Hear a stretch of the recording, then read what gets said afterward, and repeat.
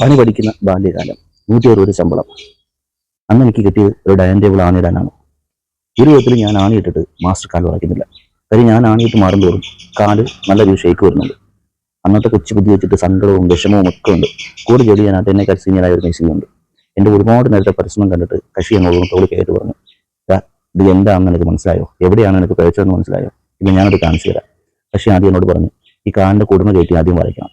ആദ്യം നീളം വരച്ചിട്ട് 2 തുള അടുപ്പിച്ചെടുക്കണം.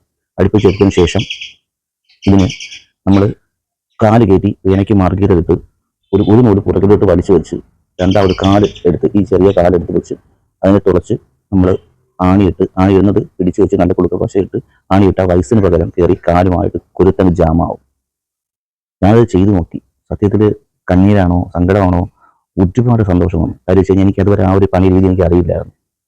ഭയങ്കര ഒരു ഇതായിരുന്നു. കാര്യം വെച്ച് കഴിഞ്ഞാൽ നമ്മൾ വിചാരിക്കുന്നതല്ല, നമുക്ക് ചില അറിവുകളൊക്കെ നമുക്ക് എവിടെ നിന്ന് എത്തുമ്പോഴത്തേക്ക് നമ്മൾ അതുവരെ നമുക്ക് അറിയാത്ത കാര്യങ്ങളായിരുന്നു. അപ്പോൾ പുതിയ പുതിയ അറിവുകളൊക്കെ നമുക്ക് എത്തുമ്പോഴത്തേക്ക് നമുക്ക് വളരെ സന്തോഷമാണ്. കാര്യം ഒരുപാട് സുഹൃത്തുക്കളുണ്ട് നല്ല നല്ല ഇങ്ങനെയുള്ള അറിവുകളൊക്കെ അന്ന് എനിക്ക് പറഞ്ഞു തന്നിട്ടുള്ള. ഇപ്പോഴും ഞാൻ പലതും പഠിച്ചുകൊണ്ടിരിക്കുകയാണ്. ഈ ദിവസം സംബന്ധമായിട്ട് ഇങ്ങനൊരു ചാനൽ ഇട്ട് ഈ വീഡിയോ പരമായിരിക്കും പോകുന്നുണ്ട് പല സ്ഥലങ്ങളിൽ നിന്നും. അപ്പം എനിക്ക് എടുക്കാൻ പറ്റുന്ന കോളുകളുണ്ട്, എടുക്കാൻ പറ്റാത്ത കോളുകളുണ്ട്.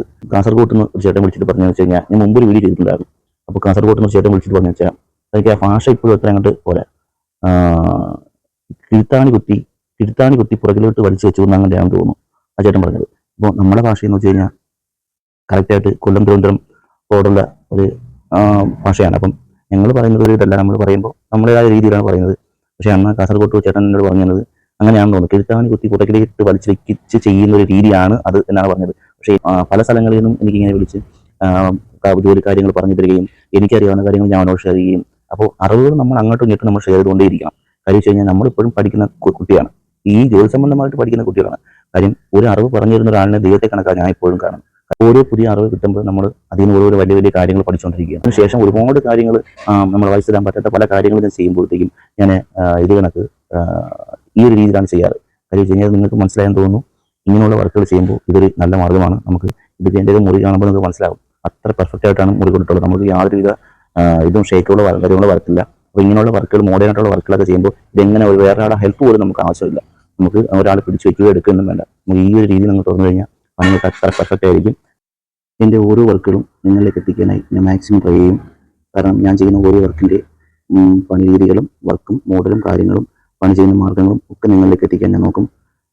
നിങ്ങൾക്കത് ഇഷ്ടപ്പെടുമെന്ന് ഞാൻ വിശ്വസിക്കുന്നു. ഈ ഒരു ചെറിയ അറിവ് മറ്റുള്ളവരിലേക്ക് എത്തിച്ചു കൊടുക്കുക. ഓക്കെ, എൻ്റെ വീഡിയോ ഇഷ്ടപ്പെട്ടാൽ ലൈക്ക് ചെയ്യുക, ഷെയർ ചെയ്യണം.